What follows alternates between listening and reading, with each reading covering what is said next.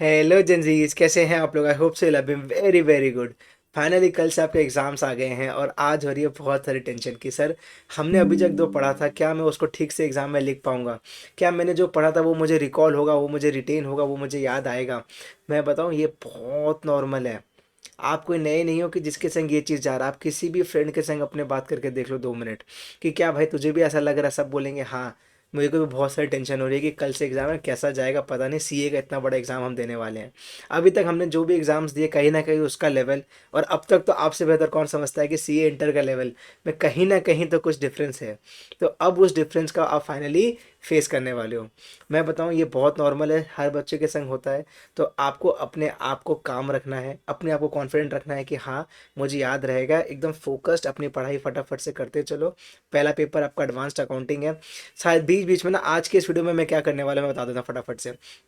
आपके next 15 days की exam journey के लिए जो भी आपको लगेगा, जो भी आपको इंपॉर्टेंट पॉइंट्स आपको लगते हैं कि सर मुझे रिवीजन करते समय क्या चीज़ का ध्यान देना है, सर मेरा पेपर प्रेजेंटेशन कैसा होगा, मेरे को एमसीक्यूज में क्या करना चाहिए, रीडिंग टाइम में क्या करना चाहिए, सर मैं कैसे अपने आप को मोटिवेटेड रखूंगा, सारी बातों को इस वीडियो में डिस्कस कर लेंगे। देखो, सारे पॉइंट्स मैं लिख के लाया हूँ।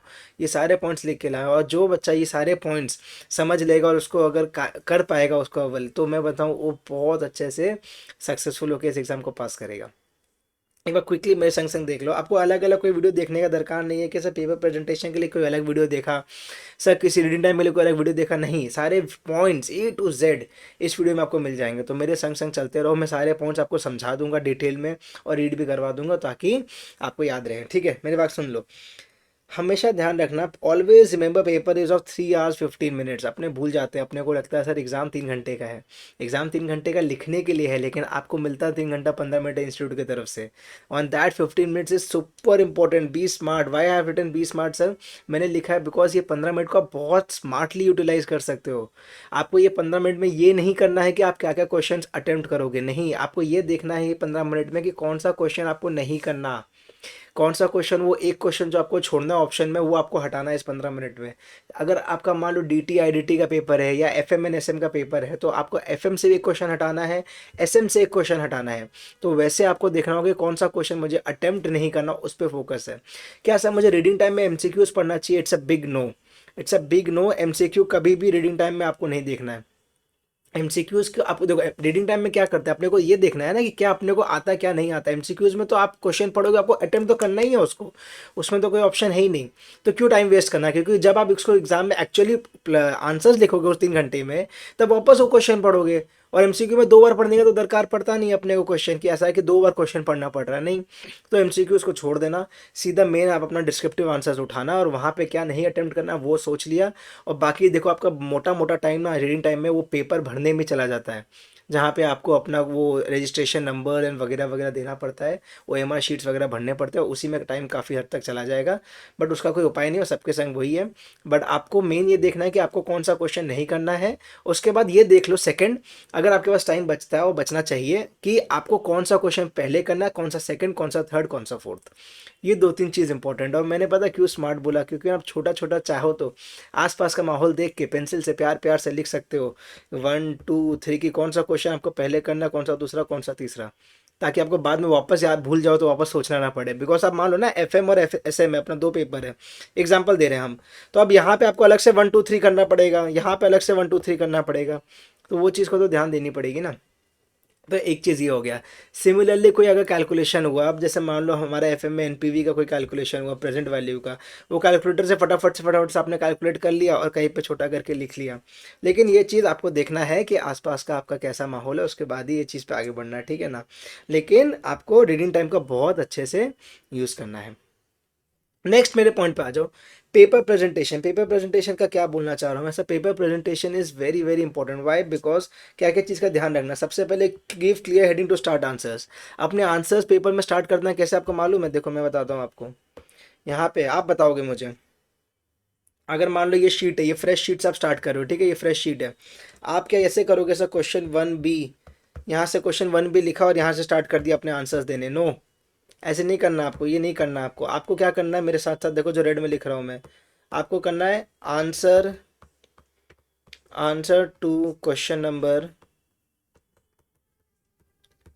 1 B.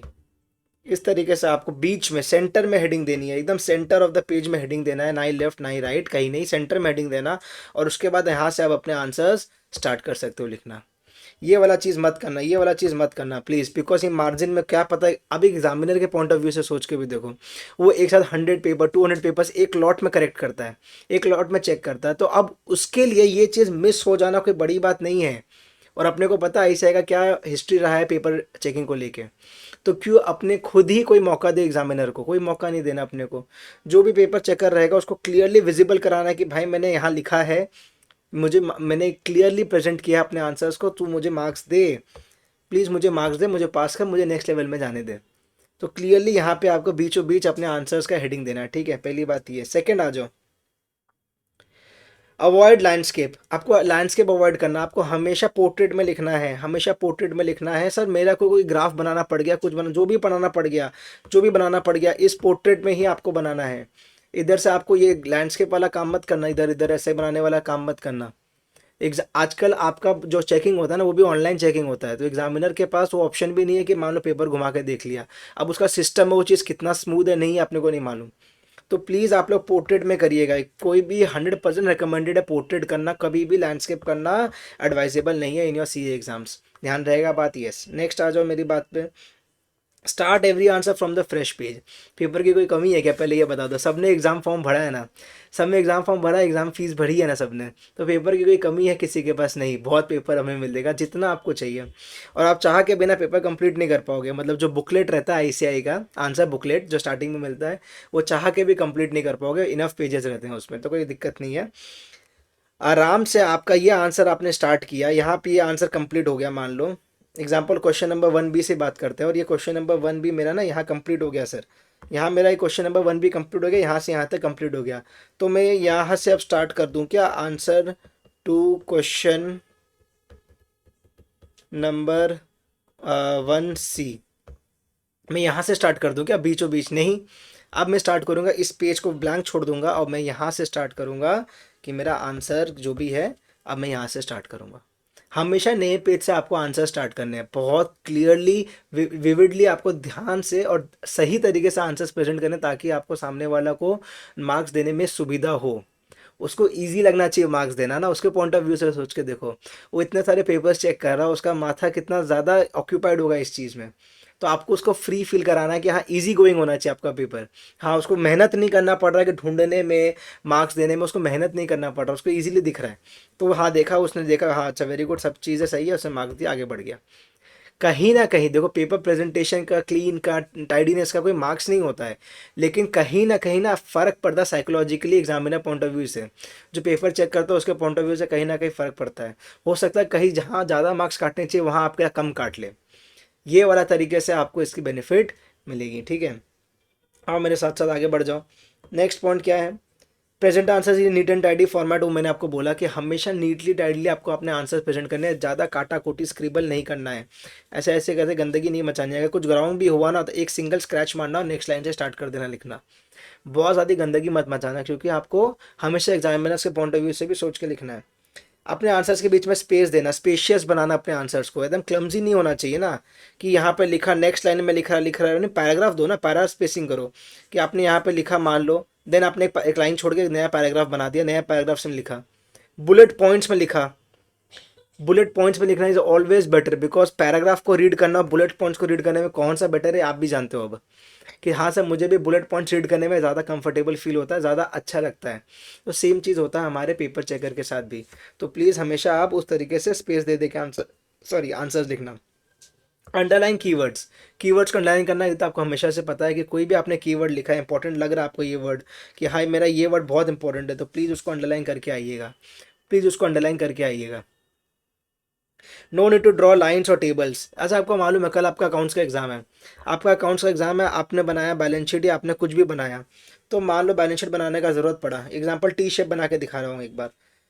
T shape balance sheet बनाया, यहाँ दिया लाइबिलिटीज़, यहाँ दिया अमाउंट, यहाँ दिया एसेट, यहाँ दिया अमाउंट।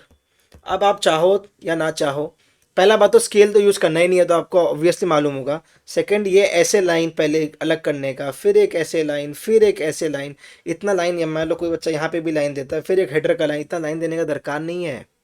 कोई नहीं बोलता लाइन देने का कोई मार्क्स नहीं है, 0 मार्क्स है फॉर लाइन देना। तो चाहो तो पूरा का पूरा लाइन को स्किप कर दीजिए, एक बार में स्किप कर दीजिए, लाइन नहीं देना अपने को, क्योंकि लाइन का कोई मार्क्स नहीं है तो लाइन क्यों देंगे हम। सीधा आप ऐसे लिख के यहाँ पे आप अपने आंसर्स प्रेजेंट कर सकते हो, यहाँ पे आप अपने आंसर्स प्रेजेंट कर सकते हो। समझ में आई मेरी बात। हेडिंग दे दी और यहाँ पे आप अपने आंसर्स सीधा लिख सकते हो, कोई लाइन देने का दरकार नहीं है।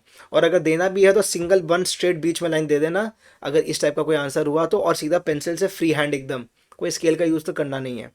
तो पहली बात ये हमेशा ध्यान रखना। नेक्स्ट, आपका पेपर प्रेजेंटेशन के पॉइंट सारे क्लियर हो गए क्या? पेपर प्रेजेंटेशन के पॉइंट सारे क्लियर हो गए क्या? अगर अच्छा लगा तो यहाँ पे एक लाइक ज़रूर करना वीडियो को, कि हाँ सर पेपर प्रेजेंटेशन का आपने बहुत बढ़िया बढ़िया बात बोला, ये मेरे जो हेल्पफुल रहेगा, मैं इसको ध्यान रख के अब एग्ज़ाम में लिख के आऊँगा। हमेशा ध्यान रखो, अपना पहला टारगेट है एग्ज़ाम में 100 मार्क्स का आपका पेपर है, कि कैसे 40 आ जाए सबसे पहले। First aim is to get 40 marks. अब आपको लग रहा है हाँ मैं 40 आ गया, अब मैं सेफ हूँ, अब मैं पास तो हो जाऊँगा, अब आई विल एम फॉर 60। तो पहले अपने को 40 लाना है। 40 में अगर अपना टिक आ गया ना, मुझे आपको एग्ज़ाम देते समय समझ में आएगा। फिर आपका नेक्स्ट टारगेट इज 60। अगर ये टारगेट अचीव हो गया ना तो बल्ले बल्ले, फिर तो you can go for unlimited, फिर तो अनलिमिटेड, जितना आपको मार्क्स उठाना उठाइए। सबसे पहले कैसे तैसे अगर कितना भी खराब पेपर आ जाए ना, रीडिंग टाइम में आपको समझ में आ जाएगा पेपर आपका कितना खराब होगा। रीडिंग टाइम में ये समझ में आ जाएगा आपने ढंग से पढ़ लिया पेपर तो, कि यार ये पेपर में तो आईसीआई ने हमारी थोड़ी सी ऐसी तैसी हो गई, वाट लगा दी। तो आपको रीडिंग टाइम में ही ना ये 40 कैसे लाना उस पर फोकस करना है, कि हाँ मैं 40 कैसे लाऊंगा, then 60 and then I will go for maximum marks which I can score. ठीक है, वो चीज़ हमेशा ध्यान रखिए। नेक्स्ट आ जाओ एमसीक्यूज़ में। एमसीक्यूज़ में क्या बोलता है ना, मैं हर बार एक ही वीडियो में ये चीज़ हर वीडियो में बोलता हूँ, एमसीक्यू जब भी सॉल्व कराता हूँ आपको, कि सबसे पहले आपको क्वेश्चन पढ़ना है, सबसे पहले क्वेश्चन पढ़ना है और उसके बाद आपको जाके केस स्टडी पढ़ाई करनी है, कि हाँ मेरा एमसीक्यू में केस स्टडी क्या बोल रहा है। हमेशा क्वेश्चन पहले पढ़ना, चाहे कोई भी सब्जेक्ट हो, आपको ये समझ में आ जाएगा कि किस चैप्टर से क्वेश्चन है सबसे पहले, across subjects all the papers, चाहे वो अकाउंट्स हो, चाहे लॉ हो, चाहे आपका ऑडिट हो, चाहे कॉस्टिंग हो, चाहे एफएमएसएम हो, चाहे टैक्स हो, किसी भी पेपर में आपको क्वेश्चन पढ़ते समझ में आ जाएगा कि किस टॉपिक से वो क्वेश्चन है, किस चैप्टर से वो क्वेश्चन, आपका अकॉर्डिंगली दिमाग अब वहाँ घूमेगा when you read the case study. Big, it's a big big plus. वरना केस स्टडी डायरेक्ट पढ़ने से ना आप ये सोचोगे सबसे पहले कि भाई ये कौन से चैप्टर से पूछ रहा है तू। कभी लगेगा कि अच्छा कॉस्ट ऑफ कैपिटल, कभी कैपिटल स्ट्रक्चर, अच्छा cost of capital capital structure घूम रहे हो, अच्छा नहीं नहीं ये तो कैपिटल बजटिंग का क्वेश्चन था। ऐसा नहीं करना है। आपने क्वेश्चन पढ़ लिया, आपको समझ में आ गया कि हाँ ये पूछेगा कौन सा चैप्टर से, अब ये टॉपिक मेरा कहाँ से मेरा पढ़ा हुआ है, तो आपको वहाँ पे आसानी होगी। पहला। सेकंड, आपको ये पता है कि केस स्टडी में आपको क्या चीज़ इंपॉर्टेंट है, केस स्टडी में भी आपको क्या चीज़ इंपॉर्टेंट है ये आपको समझ में आएगा, कि हाँ केस स्टडी में ये वाला एरिया में मैंने क्वेश्चन देखा है तो मुझे यहाँ पे ध्यान से पढ़ना है। Then what will happen is कि आपने क्वेश्चन पढ़ा बाद में ना, तो आपको again you will have to go and read that portion in that case study. तो डबल मेहनत नहीं करना है, टाइम बहुत सेव करके बहुत एफिशिएंटली जाना है। टाइम मैनेजमेंट भी आगे कवर है इस वीडियो में। ठीक है, तो चलो पहली बात ये। सेकंड, एमसीक्यू सर अटेम्प्ट कब करना है? सर अटेम्प्ट अपने इसको कर सकता, अगर किसी को पीडीएफ चाहिए ना वो मेरे टेलीग्राम में डाल दूंगा, वहाँ से आप ये पीडीएफ ले लेना। अटेम्प्ट कहाँ करना है सर? अटेम्प्ट हमें केस स्टडी एमसीक्यूज ना कभी भी कर लो, स्टार्टिंग में, मिडिल में, एंड में, आपको जैसे कंफर्टेबल लगता हो, कि हाँ मेरा क्या स्ट्रेंथ है, मेरे क्या कंफर्टेबल है।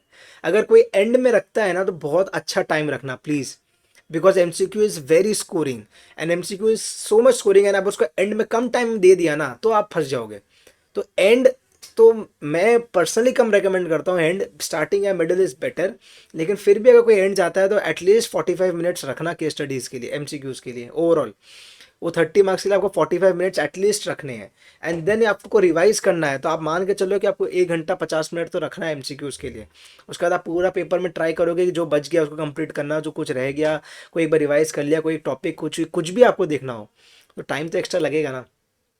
समझ में आया? एक इंपॉर्टेंट बात और, डोंट चेंज आंसर्स। एमसीक्यू आपको मालूम है आपको ओएमआर शीट में डालना है। अब एमसीक्यू आपको लिखना नहीं है कि आपने हाँ कोई बात नहीं काट दिया कर दिया।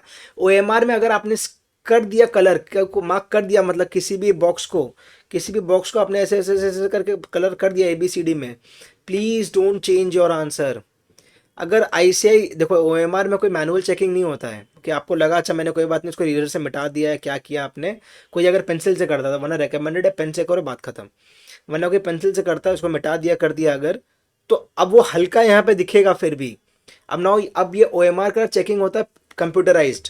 अब कंप्यूटर को अगर दिख गया कि दोनों मार्क्ड है, वो पकड़ लिया दोनों मार्क्ड है अगर, तो वो रॉन्ग कर देगा। हल्का मार्क और डार्क मार्क से मतलब नहीं है उसको फिर। तो प्लीज़ आप लोग एएमआर शीट में तभी मार्क करिएगा जब you are 100% sure of your answer कि हाँ यही आंसर है, मैं उसमें जाऊंगा, मैं I will not change my answer. गलती गलत भी आपको लग रहा है ना, फिर भी चेंज मत करना, क्या पता कि वही सही हो और आपने चेंज के चक्कर में आपने रॉन्ग हो जाए। तो प्लीज़ चेंज मत करिएगा आंसर, ठीक है। नेक्स्ट आ जाओ।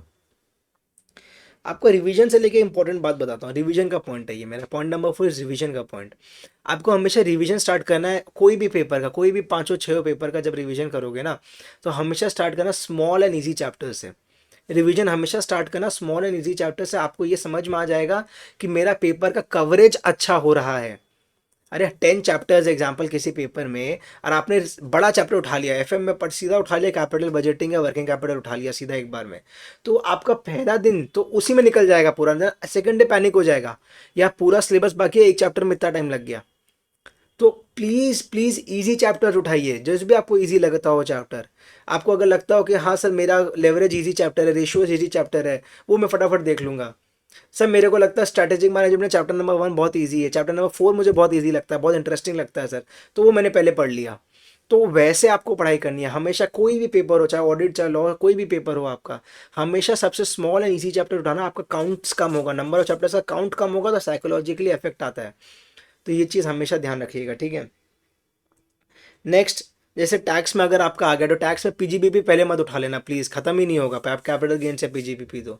बाकी सारे चैप्टर कर लो पहले, छोटे छोटे छोटे चैप्टर सारे, फिर देन पीजीबीपी में आप आ सकते हो। समझ में आ गई क्या बात? हाँ।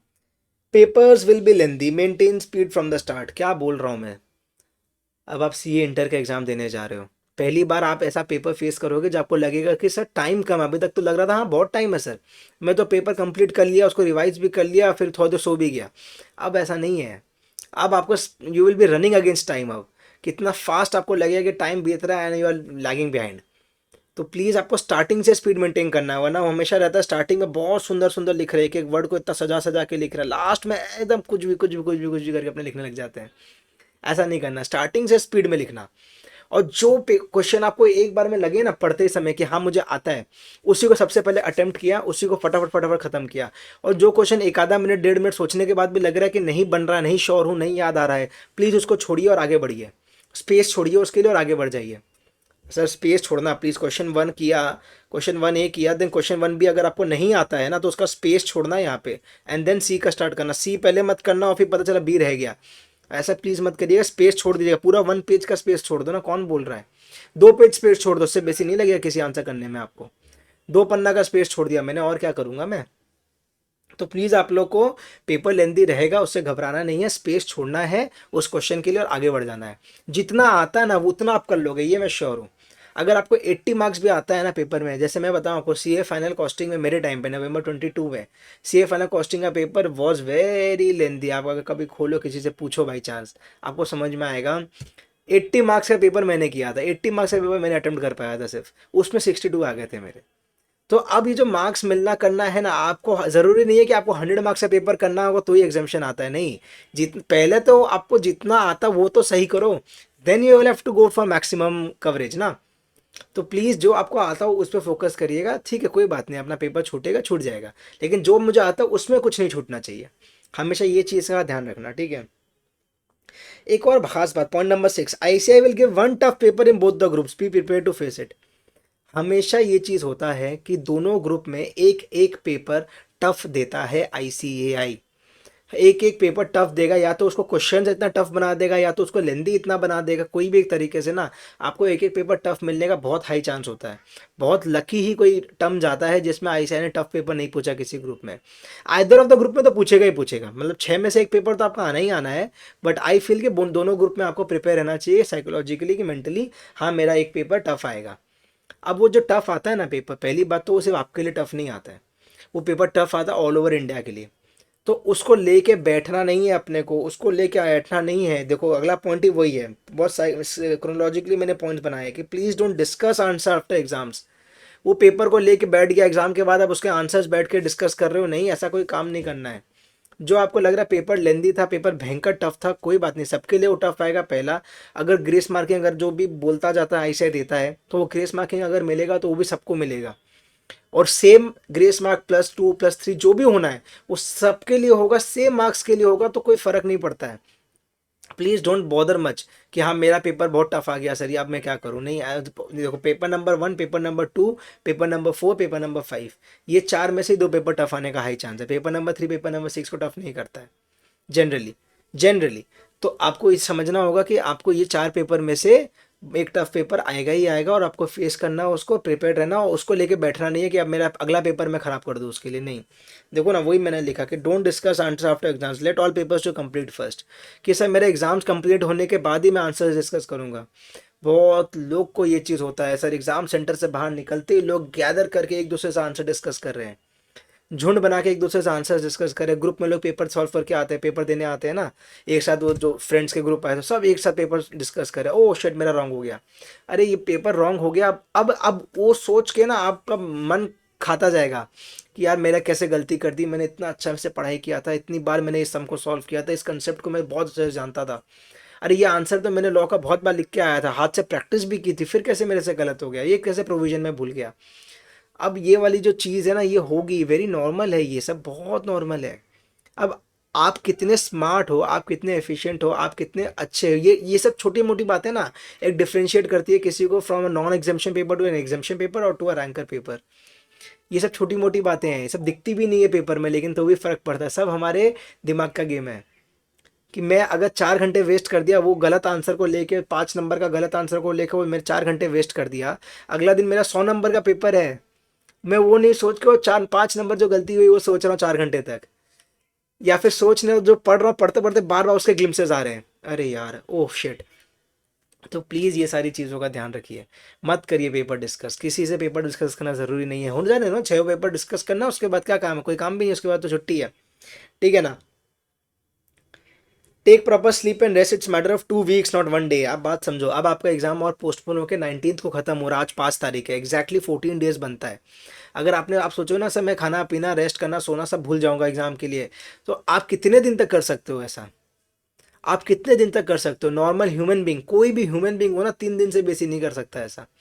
तो आपको तो 14 दिन तक करना है, तो क्यों आप ऐसा काम करो। पहला दिन तो आप बहुत अच्छा रेस्ट लेके जाना, आज के कल के एग्जाम के लिए तो 8 घंटे का आराम से नींद लेके जाना, आराम से सो के जाना, जो होगा देखेंगे। क्योंकि आपको उतना कॉन्फिडेंस रखना होगा कि अब जो होगा मैं संभाल लूंगा। पहला दिन अच्छा नींद लेके जाओगे, आपको कैपेसिटी रहेगा अगला 13 दिन 14 दिन तक टालने का उसको। तो प्लीज़ वो चीज़ ज़रूरी है, वो चीज़ ज़रूर करना, रेस्ट करना है आपको।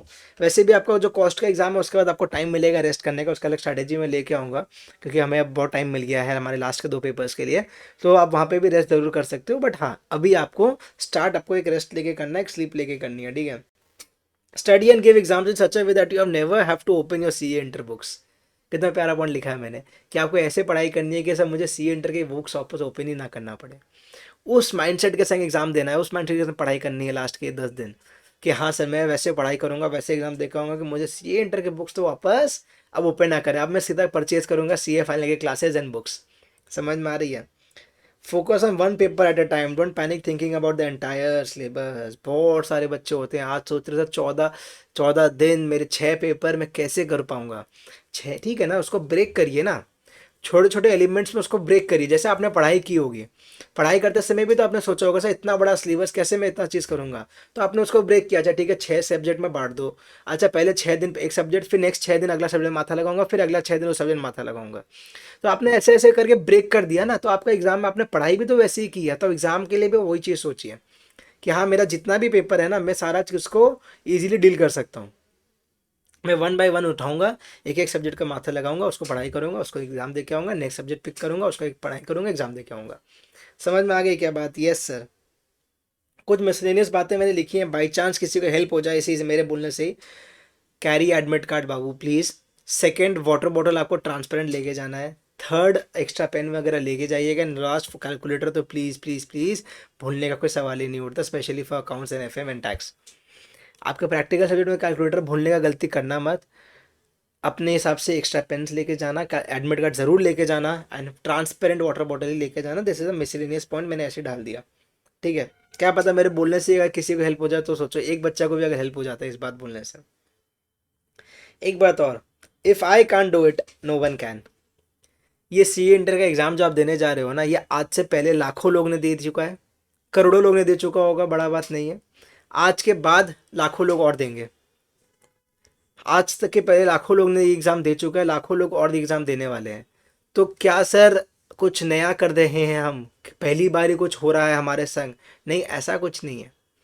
ये बहुत ही नॉर्मल है। अगर वो सारे लोग कर सकते हैं जो कने कर लिया एग्ज़ाम क्लियर, या आने वाले लोग करेंगे ही एग्ज़ाम क्लियर, तो क्या आज आप नहीं कर सकते ये एग्ज़ाम क्लियर? इतना कॉन्फिडेंस नहीं है अपने आप पे ही? बताओ ना मुझे। कुछ तो कमेंट खुद खुद भी करो कि हाँ सर आपकी बातें मुझे समझ में आ रही हैं, हाँ से मुझे मोटिवेशन आ रहा है। हमेशा ध्यान रखना, अगर मैं नहीं कर सकता तो कोई नहीं कर सकता। उसको अगर मैं हिंदी में बोलूँ तो अगर मैं नहीं कर सकता तो कोई नहीं कर सकता। हमेशा ध्यान रखना, stay confident and positive. I can and I will do it. समझ में आ गई क्या बात? हो जाएगा, कोई बड़ी बात नहीं है। अच्छे से एग्जाम दोगे आप लोग, देखना। पॉजिटिव मैनिफेस्टेशन करना। वो शाहरुख खान का एक डायलॉग था ना, इसमें था आपका ओम शांति ओम, अगर किसी चीज़ को दिल से चाहो तो सारी कायनात जुड़ जाती है उससे मिलाने के लिए। उसका आज के दिन का सुंदर सा वर्ड है मैनिफेस्टेशन। वो डायलॉग का वो बड़ी सी लाइन का अब एक सिंगल मॉडर्न वर्ड आ चुका है, मैनिफेस्टेशन। ये पॉजिटिव मैनिफेस्टेशन आपको रखना है। पहली बात हमेशा ध्यान रखना। आपको क्या करना है, कमेंट्स में आपको क्या लिखना मालूम है? आपका नाम, एंड उसके बाद लिखना I will clear C A inter in Jan 26। और सिर्फ इसको लिखना नहीं है, don't write it casually, read loud and then act on it. आपको इसको लिख के जोर से पढ़ना है, आवाज़ आना चाहिए, घर में सबको सुनाई देना चाहिए कि क्या बोल रहे हैं, मम्मी पापा सबको सुनाई देना चाहिए कि क्या बोल दिया मैंने। आपको लिखना है अपना नाम, आई will clear in the comment box नीचे, यूट्यूब के यहाँ पे नीचे, आई will clear my exams in Jan 26, and जोर से उसको पढ़ना है। उसके बाद आपको उस पर एक्ट करना है। एक बहुत ही पॉजिटिव मैनिफेस्टेशन आएगा, एक पॉजिटिव वाइब आएगी। देखना, आप करके देखो एक बार। लास्टली, कोई भी क्वेरीज हो तो आपको पता आपको क्या करना है, कॉन्टैक्ट इस ऐप। इस नंबर पे नीचे भी यहाँ पे नंबर दिए हुए हैं, आपको ईमेल आईडी सब कुछ मिलेगा। कोई भी टाइप का डिटेल हो आप व्हाट्सअप करो, टेलीग्राम करो, कॉल करो। आपको कोई भी टाइप का दिक्कत हो प्लीज़ बताना, फुल आपको यहाँ पे सपोर्ट एंड असिस्टेंस मिलेगी। समझ में आ गई क्या बात मेरी? कैसा लग रहा है सर? ये वीडियो कंप्लीट हो गया। मैं बताऊँ, बहुत अच्छा आपका एग्ज़ाम्स आने वाला है। हमेशा ध्यान रखना, तीन इंपॉर्टेंट बातें हैं हमेशा सी एग्ज़ाम्स को क्लियर करने के लिए, and those three are hard work, determination and discipline. ये तीन के संग अगर कोई पढ़ाई करता है तो कोई भी आदमी ऐसा नहीं है, कोई बच्चा ऐसा नहीं है जो सी एग्ज़ाम्स क्लियर नहीं कर सकता। ठीक है, all the best, keep learning, keep growing. बहुत अच्छा आप एग्जाम्स आने वाले हैं, पेपर बहुत ईजी आएगा इस बार सी इंटर का, देख लेना। बहुत अच्छा आप लोग करके आओगे। See you again in the next video. Till then, this is Aniruddh Singhania signing off. Bye bye.